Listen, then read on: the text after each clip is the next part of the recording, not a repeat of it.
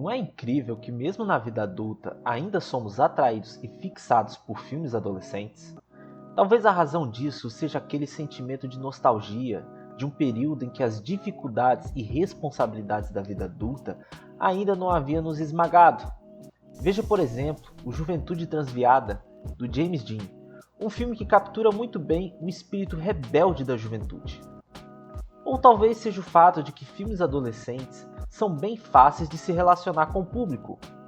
James Bond é um dos personagens mais icônicos do cinema e sua franquia é uma das mais bem-sucedidas. Mas as situações e dilemas submetidos ao personagem não são as mesmas das pessoas que assistem seus filmes. Por outro lado, todos já passaram pelos desafios do amadurecimento, como amizades, romance e identidade. Acredito que os anos 80 foram a era de ouro dos filmes adolescentes, pois foi a década que mais lançou filmes memoráveis no gênero e ainda nos fazem parar para assistir quando queremos ter um bom passatempo. Porém, é impossível falar de filmes adolescentes dos anos 80 sem mencionar ele, John Hughes. Este cineasta foi responsável por ser a voz de uma geração inteira com clássicos como Férias Frustradas, Curtindo a Vida Doidado, Mulher Nota 1000, Antes Só do que Mal Acompanhado, Esqueceram de Mim, Construindo a Carreira e muitos outros. Seu estilo de escrita é tão característico que as pessoas até confundem alguns filmes achando que era mais algum longa do John Hughes, quando de fato não era. Contudo, em toda sua filmografia, o trabalho mais reverenciado e importante não foi sobre uma família passar por todos os perrengues imagináveis durante a viagem, ou ter um dia mais que incrível quando você e seus amigos decidiram matar aula, seja criar uma gostosa para o computador e trazer ela à vida, ou ser deixado sozinho em casa e ter de se proteger de ladrões enquanto sua família sai em uma viagem, ou até mesmo ficar preso na Target como uma gata, mas sim sobre 5 adolescentes que foram mandados para a escola no sábado para ficar de detenção e lá passaram por uma experiência única. Antes de Clube dos 5, filmes adolescentes focavam em representar a juventude de um certo período específico ou eram histórias de adolescentes na visão dos adultos. John Hughes foi o primeiro que capturou a essência de ser adolescente, pois ele conseguiu retratar a intensidade, angústia e frustração dessa fase da vida. Embora o Clube dos 5 tenha a estética e elementos bem característicos dos anos 80, estamos falando de um filme atemporal, por conta dos temas que são identificados de todos os jovens. Afinal, a história é sobre jovens que não são ouvidos e compreendidos por adultos e por eles mesmos, tendo que lidar com a pressão familiar e social a fim de serem aceitos e amados. Por mais que os personagens fossem jovens de classe média suburbana, os dilemas e conflitos internos vivenciados por eles são universais de todos os adolescentes, independente da situação social ou econômica da pessoa. Dessa forma, estamos falando do filme de amadurecimento definitivo da geração X. Tanto é que diversos dos principais filmes adolescentes que saíram posteriormente beberam da fonte do Clube dos 5. No enredo, 5 alunos são mandados à escola no sábado para passar o dia na detenção. Cada um desses alunos representa um estereótipo diferente de filmes de adolescente, mas quando são isolados das interferências de seus pais, dos professores e de seus colegas, percebem que possuem mais coisas em comum do que imaginam e acabam virando amigos e aprendendo mais sobre eles mesmos. Agora, vamos falar sobre os personagens. Começando com o valentão John Bender, ele é rebelde, provocador e sabe tirar qualquer um do sério, mas no decorrer do filme, você percebe que ele faz isso para mascarar suas inseguranças. Ele também é bastante perspicaz com as pessoas ao seu redor, sabendo o que os outros pensam dele e dos demais. ele é agressivo e rude com as pessoas porque assim foi criado por seu pai, o qual Bender revela sofrer a agressão física dele. Bender rapidamente assume a liderança do grupo por conta da sua personalidade, bem como ele revela ser um pouco altruísta quando ele se sacrifica para que o resto do grupo escape do vice-diretor. Na maior parte do tempo, ele pega no pé do Brian e da Claire, fazendo bullying com o primeiro e provocando a segunda, e, em alguns momentos, até assediando. Acontece que ele faz isso porque ele guarda muito ressentimento e inveja dos dois, pois ele assume que os dois vivem em famílias estáveis e tá tudo muito ótimo na vida deles. A cena em que Bender tira sarro dos pais do Brian e no final quando ele grita com Claire deixam bem claro isso. Entretanto, no fundo, Bender tem muita inveja de Claire e Brian. Ele queria ter os pais atenciosos que não batessem nele e que tivessem dinheiro, mas foi conhecendo e conversando que ele descobre que Claire e Brian não vivem numa família feliz, como ele imaginava. Verdade seja dita, Bender apanhou tanto de seu pai ao ponto de ter uma cicatriz de seu braço, mas ele nunca cogitou em se deletar como o Brian fez.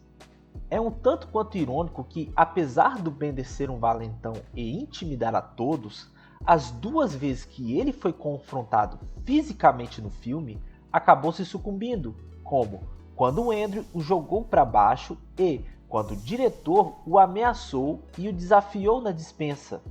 Nessa segunda cena, John Bender fica até com medo. Em seguida, temos o atleta Andrew Clark. Ele é popular, assertivo, corajoso e logo possui uma treta com Bender, visto que ambos seriam vistos como os machos alfas na situação, chegando até disputar a Claire em um certo momento. Todavia, Bender assume a liderança do grupo porque Andrew vive em função da aceitação de seus pais e colegas, então ele não sabe como agir por conta própria como o valentão. No clímax do filme, ele revela que está na detenção por ter praticado bullying pesadíssimo contra um colega, visando obter a aprovação de seu pai e amigos, mas conta ter se arrependido daquilo quando percebeu a humilhação e vergonha que a vítima do bullying está passando, especialmente com o pai dele, porque isso seria então um maior medo do próprio Andrew. Nesse sentido, o pai do Andrew o criou na base da cultura de vencedores e perdedores. Logo, Andrew, para obter a aprovação dele, se sente obrigado a participar do clube de luta e chamar a Claire para sair numa festa depois da detenção, mesmo não demonstrando estar muito interessado nela. Andrew detesta seu pai e na cena do carro o homem diz para seu filho que estava desapontado por ele ter sido pego no flagra, insistindo que essa era a única coisa errada quando se faz uma bagunça por aí. Repare que Bender e Andrew usam vermelho e azul, cores que se contrastam e repetidamente são usadas na mídia para representar uma rivalidade. O vermelho traz ideias de paixão, selvageria e desafio, o que representa muito bem Bender, enquanto que o azul é associado com tradição, controle e observação, o que poderia muito bem descrever o Andrew. Essa relação de cores não fica apenas nesses dois personagens, pois enquanto Andrew usa azul, cor tradicional dos meninos, Claire usa rosa, que é a cor tradicional das mulheres. Por sua vez, Brian usa verde porque essa é a cor associada a dinheiro e riqueza, não porque ele tenha isso, mas sim porque representa as expectativas de seus pais sobre ele. Alison usa preto porque é basicamente uma sombra, tanto em casa quanto na escola, como se ela tivesse sido apagada por todos. Quando ela muda de aparência no final do filme, ela usa branco para simbolizar que virou uma luz e não está sendo mais ignorada como antes. Agora, sobre o cérebro, Brian Johnson ele é apresentado como típico CDF, bastante diligente nos estudos, obediente às figuras de autoridade, como seus pais e diretor. sofre bullying imediato do Bender por causa disso e tem dificuldades em conversar com garotas. Brian é o menos excêntrico dos 5 e, consequentemente, o mais identificado com a audiência. A escolha dele para fazer a redação final não foi apenas por ele ser o nerd do grupo, mas também por ser o mais próximo do público. E é com a narração dele que o filme começa e termina. Brian é julgado por possuir uma família estável, mas sofre tanta pressão de seus pais para obter uma excelência acadêmica que o fez cogitar a se deletar. O valor de Brian está atrelado ao quão bem ele se sai nas notas da escola e isso está o matando. Além disso, ele tem baixa autoestima e um certo complexo de inferioridade. Curiosamente, ele é o mais alto dos 5, mas está sempre encolhido na parte de trás da tela ou a câmera o coloca para baixo dos mais do plano. Só em alguns momentos vemos que ele é alto. De início, Brian é um medroso. Ele não tem coragem de bater de frente com seu valentão, tem medo de desapontar seus pais e fica com cagaço de quebrar as regras da escola, como quando os 5 saem na biblioteca procurando uma saída. Mas, ao final, ele revelou ter a atitude mais corajosa, pois foi ele que fez a grande pergunta. Ainda vamos se falar na segunda? Brian foi ainda mais além e diz que considera os 4 como amigos deles. Quanto à princesa Claire Standish, ela é orgulhosa de sua popularidade e status econômico e social. Ela é soberba, mimada e não acredita que deveria estar em detenção. Claire lida com a pressão de seus colegas em manter a sua imagem, sendo esperado dela ter comportamentos que vão contra os seus desejos internos. Por causa disso, ela é a quem mais tem receio de se abrir. Os pais dela são divorciados e acabam usando a filha como uma forma de picuinha e vingança contra o outro. Outro empecilho para Claire se abrir é o fato das pessoas desmerecerem os problemas pessoais delas por conta de sua riqueza. Observando bem, é como se Claire fosse um objeto, uma boneca sem vontade própria, pois, da mesma forma que seus pais a usam como ferramenta contra o ex-cônjuge, Bender e Andrew brigam por causa dela, sem ao menos conversarem sobre o que ela acha daquilo. Uma das coisas que acabou pegando mal hoje em dia é o fato de que a Claire terminar o filme ficando com Bender, apesar dele passar a primeira parte do filme todo a tocando inapropriadamente ou a provocando, para nos dizer aquela palavra com A. Mas afinal, por que ela se apaixonou por Valentão? Afinal, isso é óbvio, é dos bandidinhos que elas gostam. Mas, brincadeiras às partes, Claire meio que admira e sente um pouco de inveja do Bender, porque, de certa forma, ele não tem medo de desagradar alguém ou deixar de fazer algo que esperam dele. Ele tem uma liberdade que ela não possui. Por isso, ela tem receio em interagir com o grupo fora da detenção. Agora, por último, mas não menos importante, temos o acaso perdido Allison Reynolds. Allison abraça sua maluquice e excentricidade para se isolar dos demais e criar uma bolha sobre si. Ela é totalmente negligenciada em casa ao ponto de seus pais sequer se despedirem dela ao entregá-la na escola. O diretor da escola, ao chamá-la a atenção, não faz ideia de qual é o nome dela. Allison é bastante criativa, como quando fez um excelente desenho e certamente sonha em expandir seus horizontes e conhecer outros lugares. Ela tem um profundo desejo de ser ouvida e se conectar com pessoas, mas quando alguém tenta fazer isso, ela logo começa a rejeitar os outros e continuar em seu mundo como uma forma de mecanismo de defesa. Andrew é o primeiro que presta atenção e se dedica a ouvir o que ela tem a dizer, o que a assusta. Se parar para observar, apesar de esquisita, ela é a mais certinha do grupo, pois é a única que não fumou maconha no filme, ainda é virgem e não fez nada de errado, apenas foi para detenção porque quis. Bom, exceto pelo fato dela ser uma mentirosa e uma cleptomaníaca. Alison passa os primeiros 25 minutos do filme sem dizer uma única palavra, mas à medida que a história se desenvolve, ela começa a se expressar, se intrometer nas conversas até o ponto em que ela começa a se abrir. Eu reclamei da mudança de aparência da Alison quando vi, mas isso é por questão de gosto pessoal.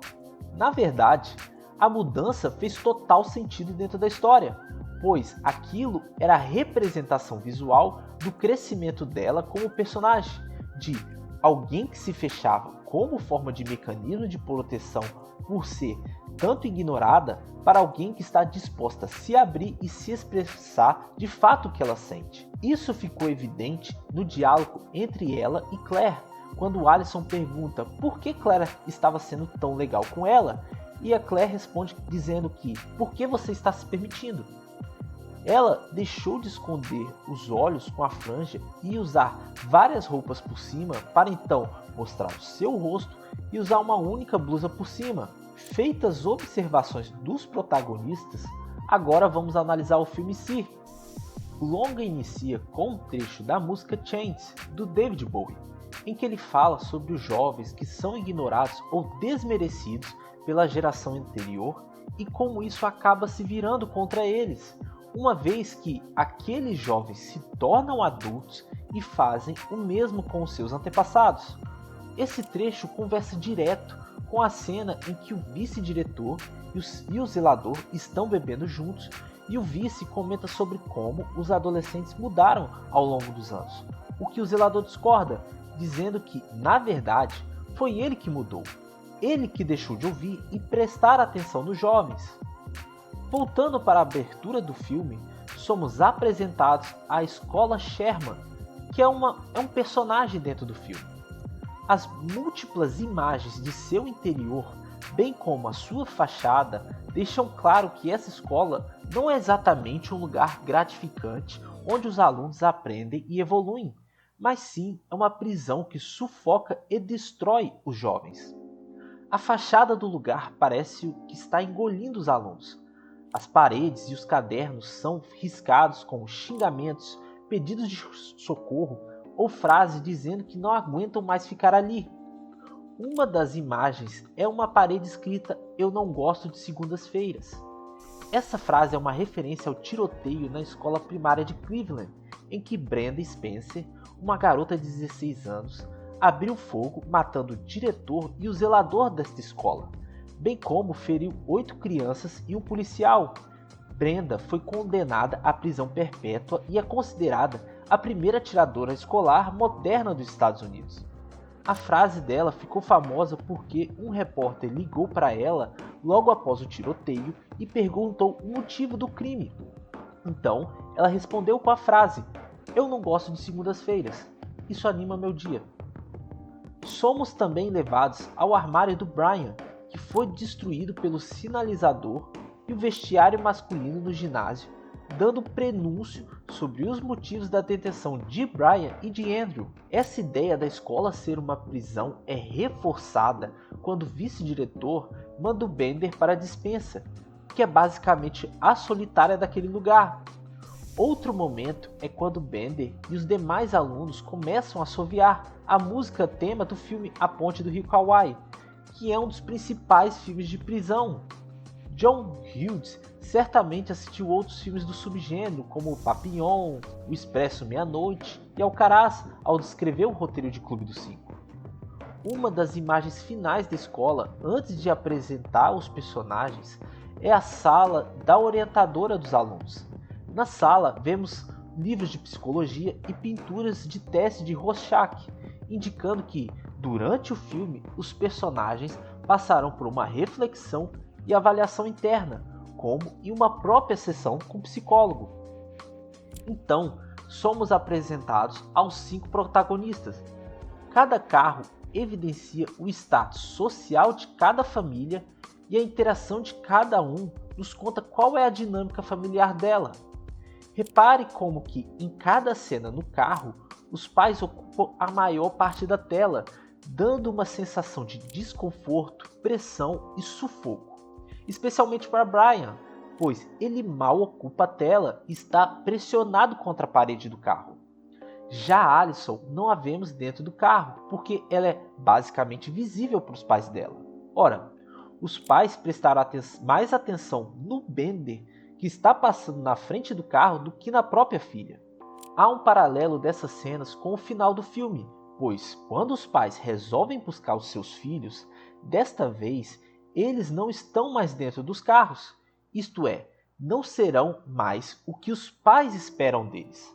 Agora, os protagonistas estão no controle de suas identidades e sabem que, apesar da situação familiar permanecer a mesma, pelo menos têm companheiros que os entendem e estão dispostos a ouvi-los. Agora, voltando ao início, a hierarquia dos alunos da escola é demonstrada no lugar onde cada personagem senta. Claire e Andrew estão na primeira fileira, pois são os alunos populares. Bender senta no meio porque, apesar de não ser popular, ele é o valentão da escola e isso o coloca em uma posição de poder. Brian está no meio porque é um CDF e isso coloca em posição de status acadêmicos entre os professores e direção, pois são alunos como ele que são aprovados em universidades de prestígio e levam o nome da escola adiante. Alison está na última fileira e de costas para todo mundo, justamente porque está na posição mais baixa da hierarquia da escola, ao ponto das pessoas esquecerem da existência dela. Além disso, no lado direito das fileiras das cadeiras estariam os alunos descolados, ao passo que no esquerdo estão os alunos esquisitos. Brian sentou na fileira direita ao princípio, mas logo Bender o coloca do outro lado. Em seguida, entra o grande antagonista do filme, o vice-diretor Richard Vernon, que na história é apresentado como uma figura totalmente autoritária, arrogante, apontando na cara e fazendo ameaça para os alunos. Ele age como um guarda de prisão e fala como um guarda de prisão, ao dizer coisas como: "Você vai ficar aqui comigo para sempre". Outro personagem-chave é o zelador Carl Reed. Ele que é o personagem mais sábio da história e o único que não olha para os adolescentes com um tom de superioridade ou os ignora. Carl presta atenção em cada um deles e foi ele que encontrou o armário destruído do Brian e quando viu, perguntou para saber como o garoto estava, o que é o oposto do Vernon.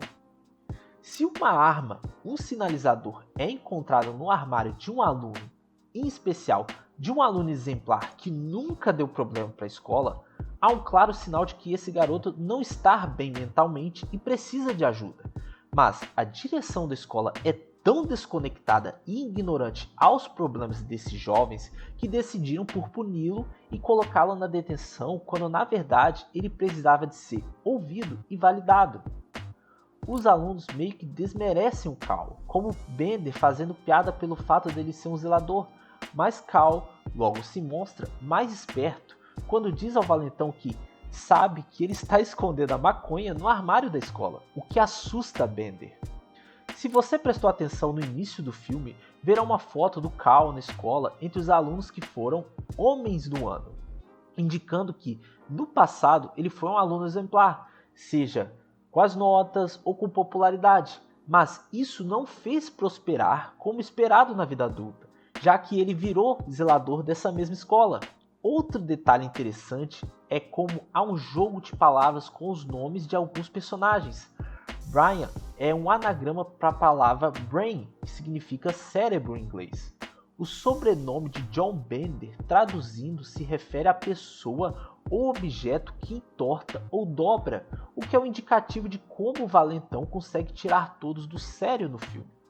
O sobrenome do vice-diretor Richard Vernon se assemelha com a palavra Venom, o que poderia indicar que a liderança e guia dele na escola seria como um veneno para os jovens ou que ele mesmo esteja envenenado com sua visão sobre os adolescentes. Já Carl Reed, quando pronunciado seu sobrenome, fica igual à palavra ler, o que está relacionado com o fato dele ser o personagem que melhor consegue observar a situação de todos. Em um certo momento do filme ele diz que são os olhos e os ouvidos da escola. No início da história, os 5 personagens estão separados na biblioteca, com cada um em seu quadrado. Há uma dinâmica de poder entre eles, com Bender ficando na parte superior da tela a maior parte do tempo, mas à medida que o enredo se desenrola, os personagens vão se aproximando uns dos outros na tela e na parte final todos estão juntos e sentados em semicírculo, simbolizando que eles estão deixando de lado as pressões, os medos e preconceitos que os fizeram ficar afastados uns dos outros. Essa aproximação é mostrada também através do figurino. No começo, todos estavam usando jaqueta, moletom, casaco e parca, como se fosse uma espécie de armadura ou proteção. No entanto, quando vão removendo essas peças de roupas, eles começam a se abrir e ficarem mais vulneráveis e dispostos a conversar, chegando ao ponto de uns usarem as roupas dos outros. Brian usa os óculos do Bender, Allison fica com o moletom do Andrew e Bender fica com o brinco da Claire. O que deu início a essa aproximação dos 5 alunos foi o fato de que todos possuem um inimigo em comum. O vice-diretor Vernon é uma figura tão carrasca e detestável que Claire, Andrew e Brian preferem ajudar o Bender, que até então estava infernizando a vida deles, a entregar o valentão para o vice-diretor.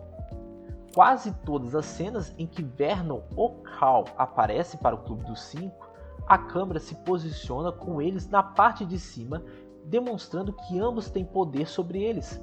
Mas, ao passo que Vernon vai reaparecendo na biblioteca para dar um aviso ou sermão, os adolescentes vão se aproximando mais da tela e ocupando mais espaço, indicando que a autoridade dele está cada vez menor.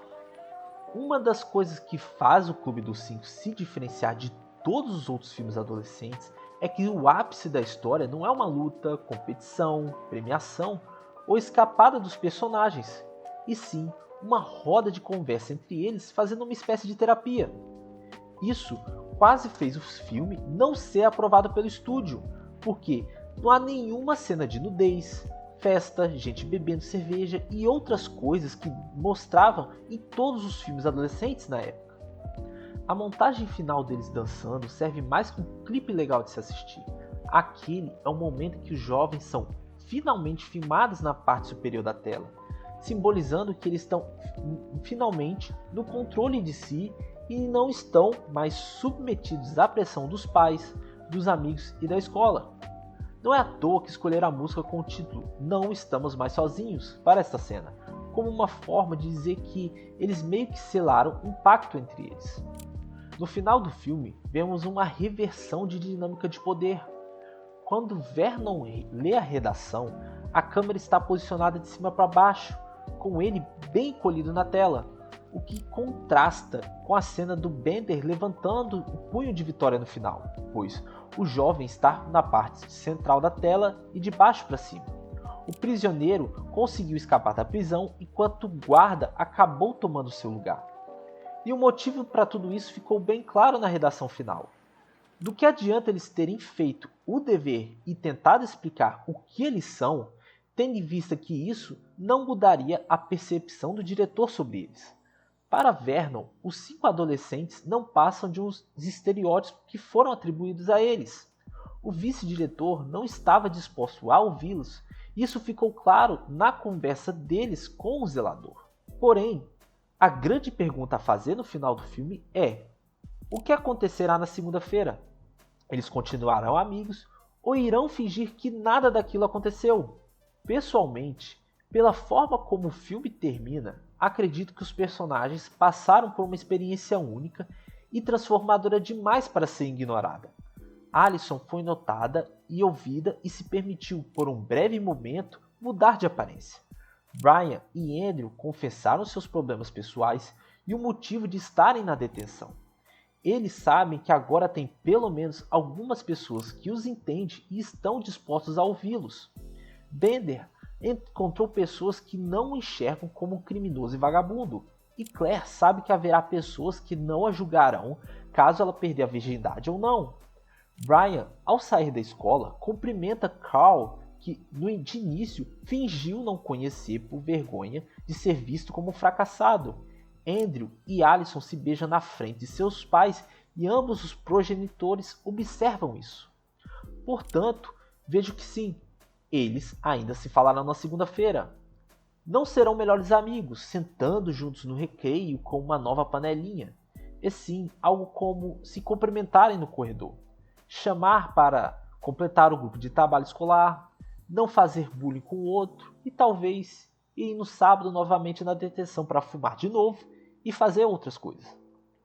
O Clube dos Cinco representa um marco para os filmes de adolescentes, de uma forma que ainda vemos a sua influência em novas obras. Os jovens deixaram de ser figuras caricatas e ganharam voz para se expressarem e mostrarem sua identidade. Enfim, o que achou do vídeo? Qual é a sua relação com o Clube dos Cinco? Você acha que eles ainda se falarão na segunda? Eu gostaria de ler sua opinião. Se você curtiu esse vídeo, eu fiz uma análise sobre filmes de esporte e consegui descobrir o motivo do cinema gostar tanto de filmes de boxe. Para assistir, é só clicar no link da tela.